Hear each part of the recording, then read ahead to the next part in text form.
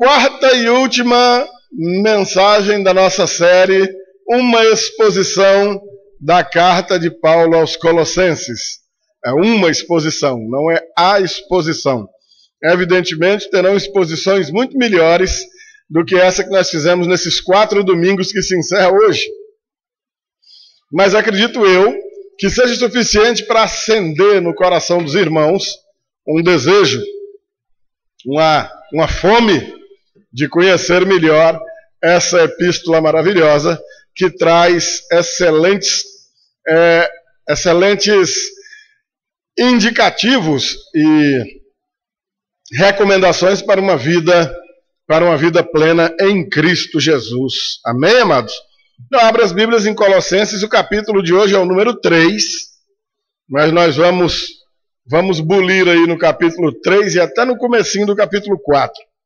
Diz assim o texto: portanto, se fostes ressuscitados juntamente com Cristo, buscai as coisas lá do alto, onde Cristo vive, assentado à direita de Deus. Pensai nas coisas lá do alto, não nas que são aqui da terra, porque morrestes e a vossa vida está oculta juntamente com Cristo em Deus. Quando Cristo, que é a nossa vida, se manifestar, então vós também sereis manifestados com Ele em glória. Amém? O que a gente vai ver aqui hoje é um caminho para a maturidade cristã. A maturação de algo se dá como um processo que leva algo do seu estado de, vamos dizer assim, comparado a uma fruta, de estar verde, até chegar no ponto de estar maduro, pronto então para ser comido ou para ser usado como semente. Não é verdade? Você não pega uma semente de alguma coisa verde e planta esperando que vá nascer, porque não nasce. É preciso que aquela fruta esteja madura para que aquela semente sirva para ser plantada. A nossa vida, desde quando nós nascemos, e eu estou falando aqui de nascimento natural, é um processo perpétuo até o dia de nossa morte, um processo de maturação. O homem nasce, vai crescendo, envelhecendo até morrer. Esse processo também é chamado de maturação. Ou o homem vai chegar, o ser humano vai chegar ao seu estado de maturidade. Espiritualmente, acontece a mesma coisa. E curioso,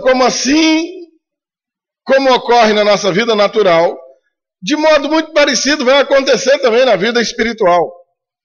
Se vocês prestarem atenção, vocês vão encontrar criancinhas mesmo, 8, 9 aninhos de idade, com uma mentalidade que você fala, meu Deus, onde essa criança aprendeu isso?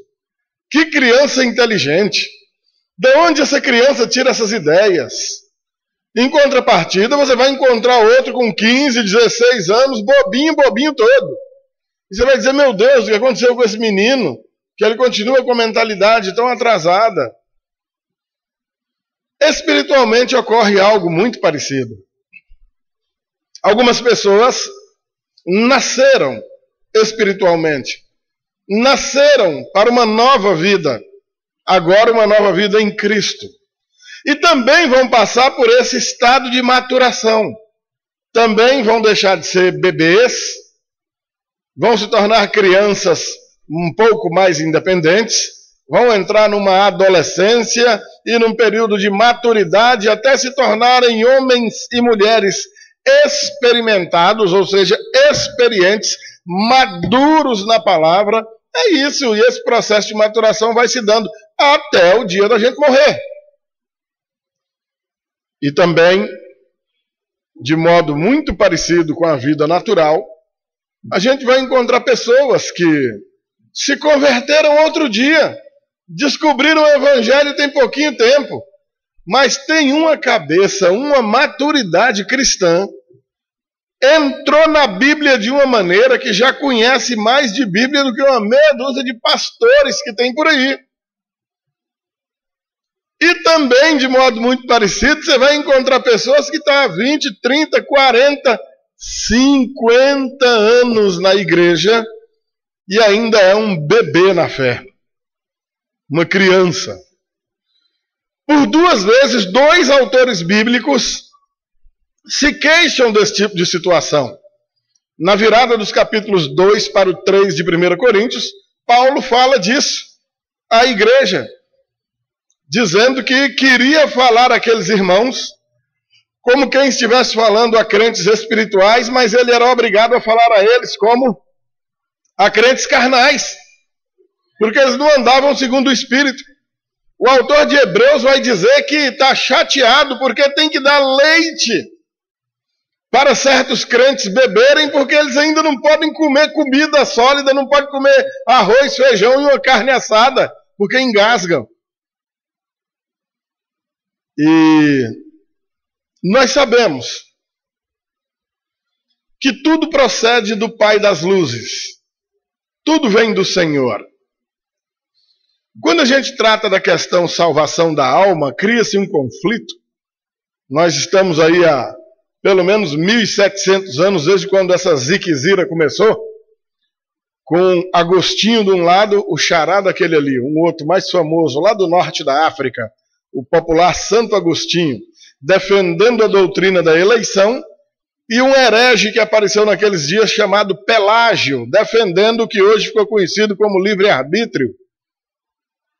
E essa briga perdura de lá até aqui, chegou na Reforma Protestante, deu uma consertada, mas foi por muito pouco tempo, e hoje a gente vive um conflito muito parecido entre reformados e ou calvinistas de um lado e arminianos de outro, defendendo a mesma coisa. O nosso objetivo aqui não é falar disso. Nós estamos nos dirigindo para quem nos está ouvindo hoje como falando a quem já é eleito, a quem foi salvo. Não é uma mensagem evangelística, por assim dizer, mas doutrinária, para tratamento de quem já se converteu. Daí é pedido da parte de cada um de nós empenho, porque a palavra determina isso, que se busque a Deus em oração, que se busque conhecer a palavra de Deus, ficar bons nela, craques nela, conhecedores dessa palavra, a fim de que também, uma vez sendo conhecedores, sejamos bons praticantes dela, como diz Tiago em sua epístola, ser depois praticantes da palavra e não apenas ouvintes, enganando-vos a vós mesmos. Daí, amados, esse crescimento espiritual, embora os dons sejam dados por Deus, quando nós nos deparamos com uma atrofia de um crente que já deveria ser um mestre na palavra e ainda tem que estar aprendendo uma coisinha bem singular e bem irrisória, bem superficial da palavra, temos que há necessidade de que essa pessoa se empenhe um pouco mais para crescer. Se naturalmente não há nada que você possa fazer para crescer, que a criancinha nasce e você não vai esticar ela com 1 ano para ela ter logo o tamanho de uma criança de 10, que é mais fácil você quebrar ela no meio e matar, mas espiritualmente, cada um de nós é perfeitamente responsabilizado pelo nosso bom crescimento, a nossa maturidade cristã, ou pela atrofia que faz de nós, com anos ouvindo o Evangelho, como alguém que tenha acabado de conhecer. Daí entra com essas recomendações. Portanto, se fostes ressuscitados juntamente com Cristo, buscai as coisas lá do alto. Como eu disse, estamos nos dirigindo a quem já se converteu. Estamos falando com quem já é crente. O objetivo dessa palavra não é transformar o descrente no crente. Obrigado, meu anjo. Mas trazer uma mensagem para quem já se converteu. Por isso ele está fazendo aqui um apelo, no mínimo, grosseiro. Podemos dizer assim.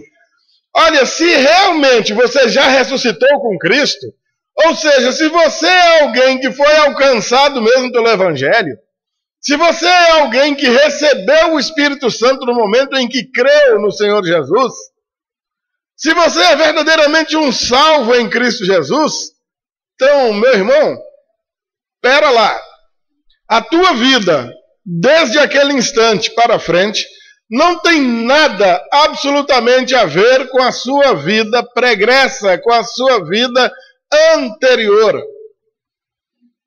E ele vai deixar isso muito claro. Buscai as coisas lá do alto, onde Cristo vive assentado à direita de Deus. Primeiro, buscar as coisas lá do alto. Meus amados irmãos, fica muito claro que buscar essas coisas não é como buscar um dinheiro no banco, não é como buscar uma enxada molada para ir capinar, nem muito menos como ir colher alguma coisa na roça. Não é algo que vai depender de uma ação meramente mecânica ou física da nossa parte. Mas para buscar as coisas lá do alto, é necessário que você vá lá ao alto. E que alto é esse? O lugar onde Cristo vive assentado à direita de Deus Pai. Ou seja, onde? No céu. E como é que você busca as coisas que estão lá? Já pensou? Será que tem uma escada ou um elevador muito grande para a gente chegar lá? Ainda que tivesse, e ainda que a gente chegasse lá, igual os loucos lá na Torre de Babel uma vez tentaram, de nada adiantaria. O lugar onde Cristo vive, assentado à direita de Deus Pai, o céu de glória, é um lugar espiritual, onde só se entra ou só se acessa espiritualmente. Daí, primeiro, a necessidade de conhecer essa palavra, porque não existe outro mapa, não existe outra inscrição que aponte o caminho. A única informação que a gente tem encontra-se aqui. Se você ignora completamente o que aqui está escrito, você não vai acertar com esse endereço nunca. Triste, mas vai dar murro de ponta de faca até umas horas. Por que nós temos tanta religiosidade no meio da igreja? Por que nós temos uma igreja tão estragada, violentada com relação à sua vida na palavra de Deus? Por ignorância, irresponsabilidade, incompetência no trato para com essa palavra. Não existe outro meio de conhecer o caminho que não por meio dela. Além de conhecer essa palavra, é indispensável que se tenha vida prática de oração. A única maneira de você entrar na presença do Senhor, ou seja, de enfim você chegar a esse céu, para buscar as coisas que lá estão, é por meio de vida de intimidade com o Senhor. Amém, queridos? Para isso é indispensável que você tenha uma vida de santificação, uma vida de santidade. Segui a paz com todos e a santificação sem a qual ninguém verá o Senhor, nem agora espiritualmente pela fé, e nem na eternidade depois de morto. Isaías 49:2 diz que mais os nossos pecados fazem com que seja encoberto do rosto de Deus a nossa presença e que as nossas orações não cheguem até Ele. As nossas transgressões, a nossa vida de insistência, pecaminosidade, fazem com que nossas orações simplesmente não cheguem ao céu, não subam. E talvez por isso que a gente usa tanto aquele velho ditado: quanto mais eu rezo, mais assombração aparece. Porque essa reza não está servindo de nada. Absolutamente nada. Estão entendendo, meus amados irmãos? Buscai as coisas lá do alto, por meio de oração. Para essa oração chegar lá, para que você busque as coisas lá do alto, você precisa estar em vida de santidade. Caso contrário, essa oração não serve de nada. É uma reza decorada inútil, como uma ladainha qualquer. Vida de conhecimento da palavra, para que se possa viver a palavra. Como é que vai se viver o que não conhece? Como é que vai separar o que é santo do que é profano? Como é que vai saber o que é permitido do que é proibido? Como é que vai saber o que é determinado do que é sugestivo? Além de buscar as coisas lá do alto, no versículo 2, não só buscar, mas veja, queridos, pensai nas coisas lá do alto, não nas daqui da terra. Ô amados, vida dura aí agora, né? Quem controla seus pensamentos? Queria estar pensando em outra coisa agora, mas de repente a nossa cabeça está viajando. Não era nisso que eu queria pensar. Traz minha cabeça de volta para cá, eu quero pensar nisso aqui. Quantas noites de sono a gente perde quando tem uma conta para pagar e não tem dinheiro, né? Como se o banco tivesse aberto de madrugada para você levantar e ir lá pagar a marmota da conta, não é verdade? Nem para dormir, deixa eu me concentrar aqui, eu vou pensar em dormir. Não adianta eu ficar pensando nessa conta agora, que agora o banco está fechado, não adianta eu ir pedir dinheiro emprestado para ninguém. Já pensou 2, 3 da madrugada você ligando para alguém? Ei, rapaz, tem um dinheiro aí para me emprestar para eu pagar uma conta quando o dia amanhecer? Não deixa eu dormir, perturba não. Quantas tribulações na vida a gente passa que fazem com que boa parte da nossa memória seja ocupada com aquilo, pensando naquilo. Ideia fixa. Rapazinho começou a namorar com a menininha, não tira mais ela da cabeça. Vai comer, tá mordendo a perna do frango ali, lembrando dela. A menininha também, só pensando naquele príncipe. O bicho parece um cururu, mas ela acha que é um príncipe. É dela que aqui a gente tem a ver com isso, né? E vai dormir lembrando dele, e acorda lembrando dele, escuta uma música, é a música dele, é nada.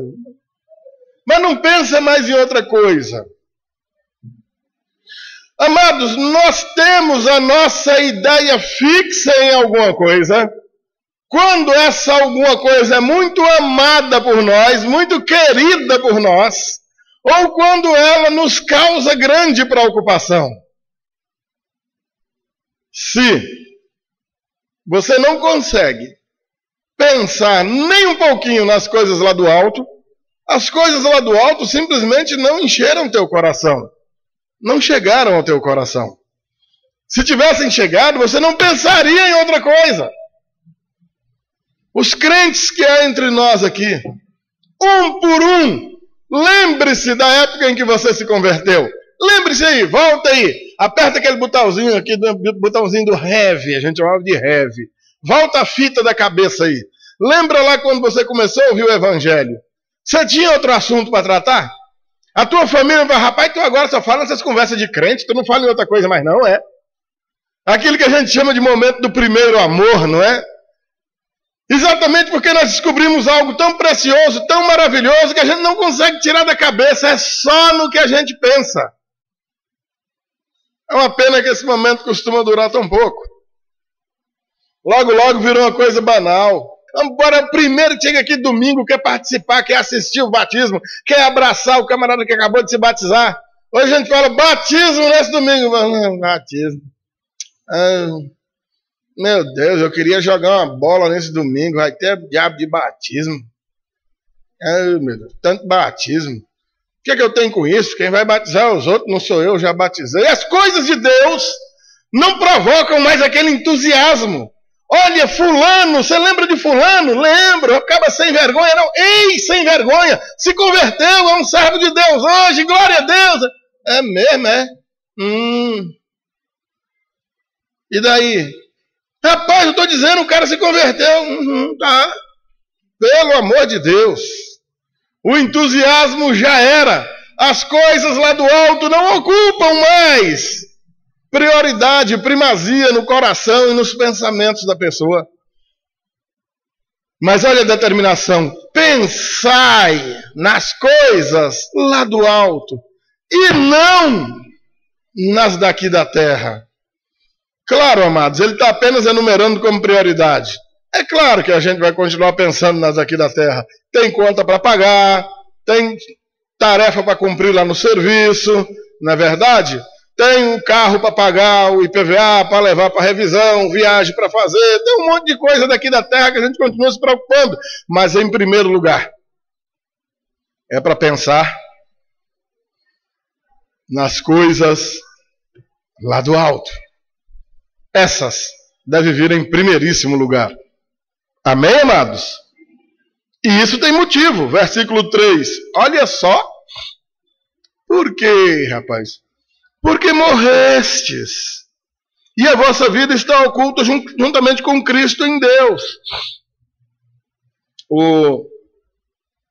Essa carta de Paulo aos Colossenses está falando pela terceira vez nesse esconderijo com Cristo em Deus. Em algo oculto, a ser revelado mais adiante. Porque morrestes. Querido, no dia em que nós conhecemos o Senhor, no dia em que nossa vida foi entregue a esse Salvador maravilhoso, nós morremos para este mundo. Ele não pode ocupar prioridade em nosso coração e nossas mentes. Caso contrário, está sendo dada uma demonstração claríssima de que nós nos tornamos apenas religiosos e de que, na verdade, não experimentamos uma conversão sincera. Se a palavra está falando em morrer, é literalmente morrer. As coisas deste mundo ficaram para trás. Acabou. A prioridade agora é outra, ou as prioridades são outras. Nós morremos para esse mundo. E, seguindo nessa porção de recomendações, a gente chega ao versículo de número 5. Olha só. Fazei, então, tem um pois aí, ó, um pois. Fazei, pois, morrer a vossa natureza terrena. Olha. Amados, uma porção de coisas que aconteceram na nossa vida foram 100% de providência do Senhor. O Espírito Santo, com o qual fomos preenchidos, foi Ele que deu. Não tem onde a gente possa buscar. A própria fé que nós temos foi Ele que deu. Nós não produzimos fé em nós mesmos. O fato de crermos no Senhor também é fruto da graça dele. Foi Ele que nos abriu os corações para que pudéssemos crer. Mas, em se tratando, lembra de novo lá do versículo 1? Se fostes ressuscitados juntamente com Cristo, ou seja, ele está falando com quem se converteu. Quem não foi ressuscitado com Cristo, não escute isso não. Estamos falando com quem realmente nasceu de novo. Fazei, pois, morrer a vossa natureza terrena. Como? Você está sendo chamado literalmente para matar, assassinar, eliminar a natureza terrena que ainda impera no teu coração. Toda satisfação com esse mundo, todo agrado com as coisas aqui de baixo. Você precisa fazer morrer na tua vida. Tem que desaparecer da tua vida. Tem que ser arrancado da sua vida. É você que vai fazer isso. O Senhor já te dotou para isso, Ele já te capacitou para isso, Ele te deu o Espírito Santo. Você tem força agora para fazer isso. É perfeitamente possível. É tão triste quando a gente é procurado por alguém que diz: eu queria largar a cachaça, mas não dou conta. É um escravo. Eu queria largar o cigarro, mas não dou conta. É um escravo. Queria largar a droga e não dou conta. É um escravo. Queria largar uma prostituta acolá e não consigo. É escravo. Queria largar a mentira e não consegue. É escravo dela. Muitas são as coisas que escravizam o homem. Mas para todas elas é dado um poder só. O Espírito Santo que o Senhor coloca em você, no momento em que você crê, dando a você suficiente força para que você possa matar qualquer uma dessas coisas que ainda perturbam a tua natureza cristã. Amém, queridos? Portanto, fazei morrer a vossa natureza terrena. E ele enumera aí algumas. Prostituição, qualquer tipo de relação sexual ilícita, principalmente paga, seja ativa, passiva, impureza, qualquer coisa que contamine. Quem é chamado para uma vida de santificação é chamado para uma vida de pureza. Qualquer coisa que misture, que traga a possibilidade de deteriorar, de fazer estragar, precisa ser tirado de nossa vida. Cada um de nós sabe perfeitamente o que é prejudicial nesse sentido ou não. Não precisa a gente estar falando. Paixão lasciva, imoralidade, todo tipo de imoralidade. Imoralidade no falar. Olha só, imoralidade no pensar, no falar, no tocar, no fazer, no agir, ouvir, propagar, olhar. Quantas são as formas de imoralidade que perturbam a nossa natureza e que você precisa fazer morrer? Deus tem te capacitado para isso. Você, eu, qualquer um, na força do nosso braço mesmo, não podemos. Mas na força que o Senhor nos dá, sim, é possível. Desejo maligno. Que desejo é esse, meu Deus? Olha, todo flerte com a maldade, seja praticada, seja aconselhada, seja amada, se goste dela quando ouça dizer que alguém praticou um conselho mau, o se alegrar na derrota de um outro. Olha, rapaz, fulano ali, rapaz, se lascou, bem feito, pegue. Que é isso? Abre teu olho, querido. Agora, esse item bate pesado. E a avareza, que inclusive aqui ele vai dizer que é o que, Washington? Conversa, rapaz. Idolatria não é só quando a gente ajoelha em pé de imagem, não? O que ele está classificando como idolatria aqui? Também avareza. Aquele camarada canguinha, unha de fome, mão de vaca, tem um escorpião no bolso, não consegue enfiar a mão nele. É um escorpião, uma jararaca. Ele chama a avareza de idolatria. E você sabe o que é idolatria, meu amado irmão? Hein, minha amada irmã? Idolatria é o ato de colocar entre você e Deus qualquer outro objeto de adoração, de culto. Seja uma imagem de um santo, de uma santa, de qualquer coisa parecida. Isso é idolatria, porque apenas Deus deve ser adorado. No nosso caso, precisamente na pessoa de Jesus Cristo. Qualquer outro objeto, ser, coisa, ente que se adore é chamado de idolatria. Adoração, veneração, honra, louvor, culto, qualquer coisa nesse sentido é pecado, é idolatria. E o que tem de gente que tem se tornado idólatra em virtude da avareza não está no gibi. Qual é o ídolo que o camarada colocou entre ele e Deus? Dinheiro, bens. O cara chega aqui e dá um testemunho: Deus me deu um carro. Tá caindo uma chuvinha, o irmão pede uma carona, você sai de fino correndo para o irmão não sujar teu carro com os pés sujos de barro. Idólatra. A idolatrando o diabo de um carro. A ferrugem come, o ladrão carrega, pega fogo. Num minuto tu tem, no outro não tem mais. E você coloca entre você e o Deus eterno. Dinheiro tem agora, amanhã não tem. Ou então é que nem eu, não tem hora nenhuma. Idolatria, a tal da avareza. Que lapada, hein, Washington? Pesada, né? Dito isso, ele ainda completa no versículo de número 6. Por estas coisas é que vem a ira de Deus sobre os filhos da desobediência. Ou seja, é que vem a ira de Deus sobre qualquer um. Os filhos da desobediência, você olhar aí, está entre chaves, né? Entre colchetes, né?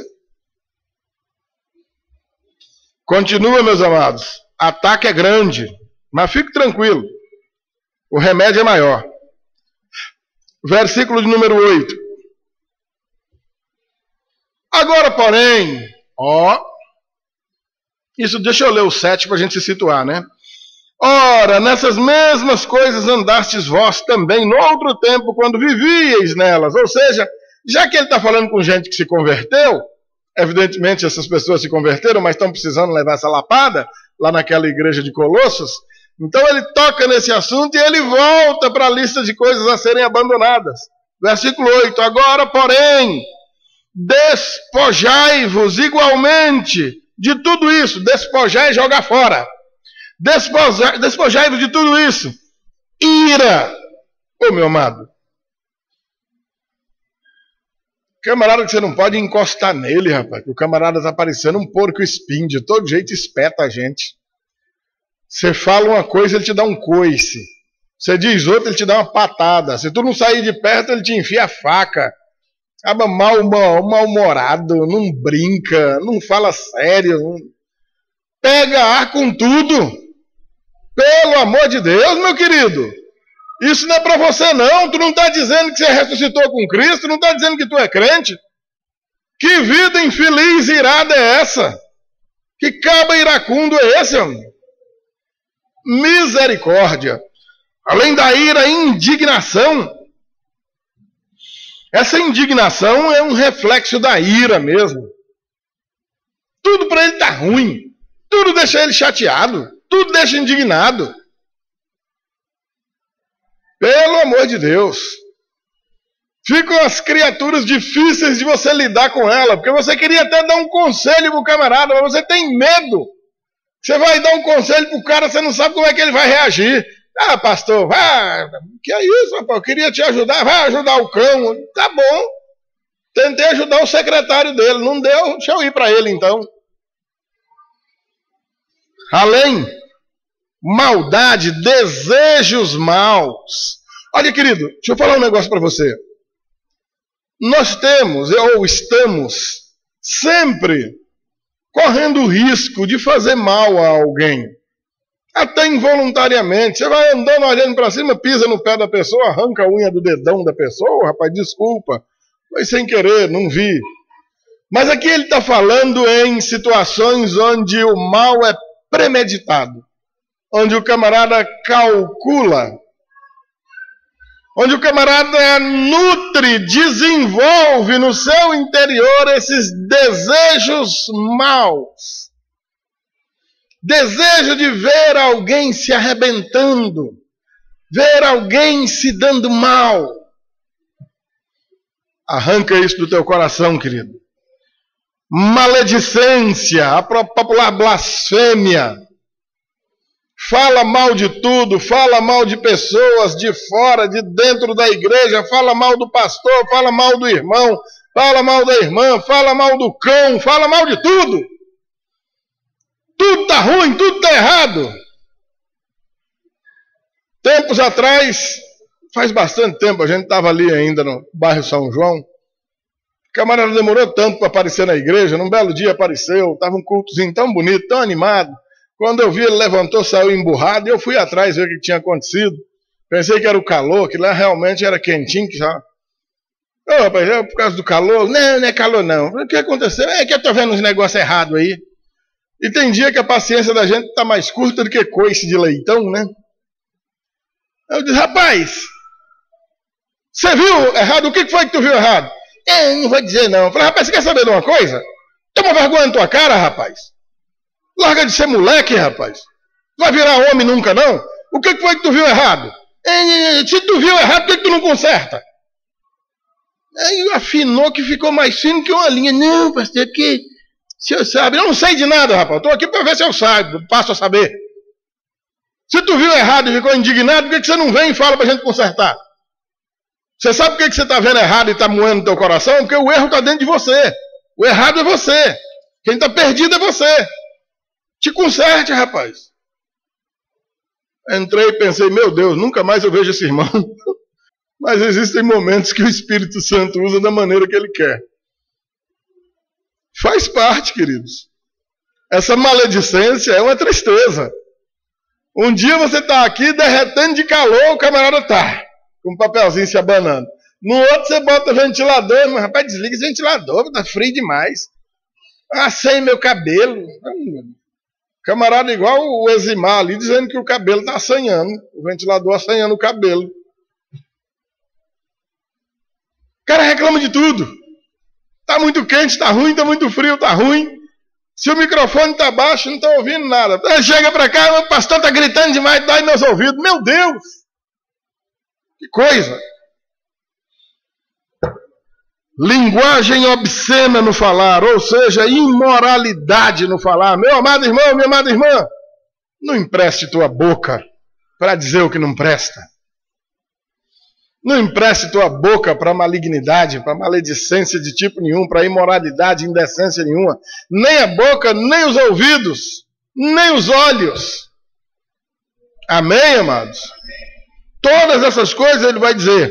Agora, porém, despojai-vos igualmente de todas essas coisas.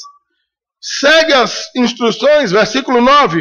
Não mintais uns aos outros, uma vez que vos despistes do velho homem com seus feitos. Ó, queridos, você se desfez do velho homem. No passado, mentira era normal. Todo mundo mente, mas você não. Você não é todo mundo. Você nasceu de novo, você é filho de Deus. Não mintam uns aos outros, seja por que motivo for. De jeito nenhum. Você não é mais aquela pessoa. Mentira procede do maligno, ele é o pai da mentira. Em Deus não existe mentira alguma. Ele é o caminho, é a verdade e a vida. Ele é chamado de verdade, ele não tem nenhuma comunhão com mentira. Seja uma mentirinha, uma mentirona, nada justifica a mentira. Amém? E vos revestistes do novo homem. Versículo 10. Que se refaz para o pleno conhecimento, segundo a imagem daquele que o criou. Se refazer, sempre se renovando, crescendo no pleno conhecimento ou para o pleno conhecimento, tanto faz. É preciso crescer, se refazer, se renovar, se reformar no conhecimento pleno do Senhor e da sua palavra. Versículo 12. Estamos perto de acabar. Mais um verbo imperativo. Revesti-vos, pois, como eleitos de Deus, santos e amados, de ternos afetos de misericórdia, de bondade, de humildade, de mansidão e de paciência. Essas são as novas características que agora farão parte da tua vida. Pastor, eu não dou conta de viver desse jeito, não. Eu também não dou. O Senhor é que nos capacita para isso. E se hoje não demos conta, amanhã vamos dar conta. Amanhã nós vamos conseguir em nome de Jesus. Porque Ele não retirou de nós o Espírito Santo que uma vez Ele deu. Amém, queridos? Você tem força em Deus para viver de modo adequado. Eleitos de Deus, santos e amados. Essa lista de ternos afetos de misericórdia, bondade, humildade, mansidão, paciência é simplesmente divina. Maravilhosa. Glória a Deus. Versículo 13. Suportai-vos. Olha, queridos, mais um imperativo que carece muito respeito e consideração de nossa parte. Suportai-vos uns aos outros, perdoai-vos mutuamente, caso alguém tenha motivo de queixa contra outro. Assim como o Senhor vos perdoou, assim também perdoai vós. Nós somos alvo do maior dos perdões. Nós estávamos com nossa passagem compra e paga para o inferno, já lançados lá, e o Senhor vem e nos arranca de lá. Perdoa todos os nossos pecados, todas as nossas iniquidades, independente de quais sejam. E o mínimo que se espera é que hoje você viva em ação de graças por essa tremenda salvação que chegou até você. Não pratique nada para ganhar essa salvação, porque não existe nada que você possa fazer para merecê-la. Todavia, viva em ação de graças por essa salvação que já veio até você. Amém, querido? Para encerrar, capítulo 4,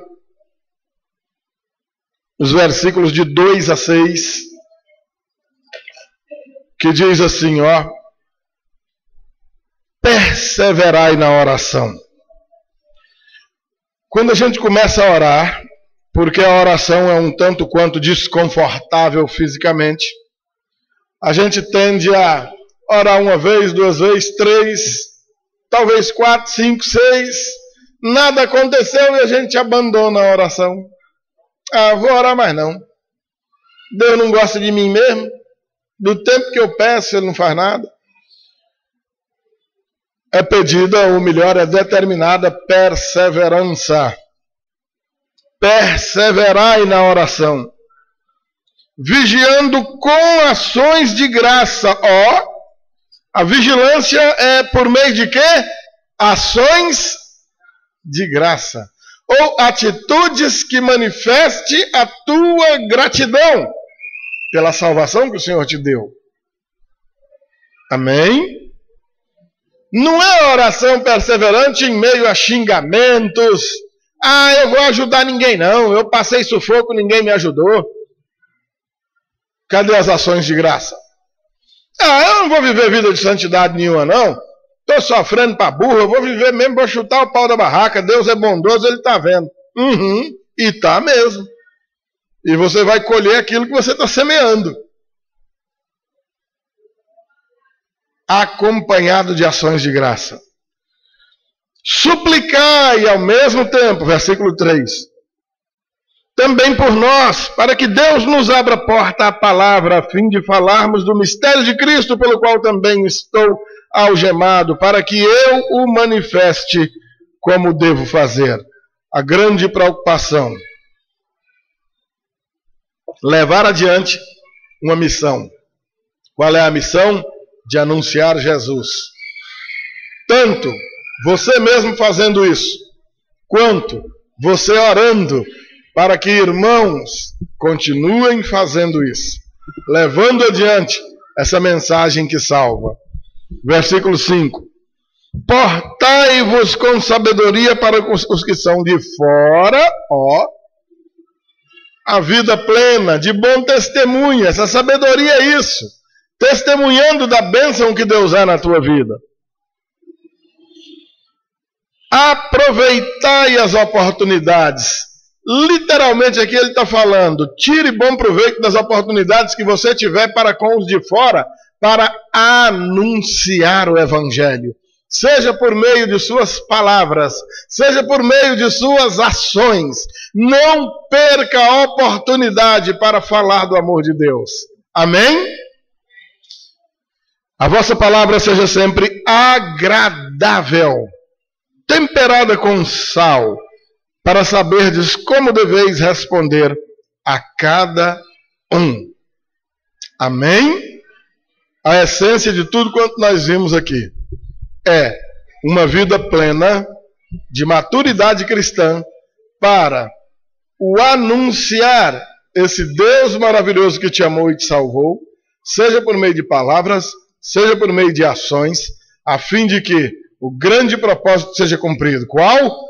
Anunciar Jesus e a salvação que ele veio trazer. Amém, amados?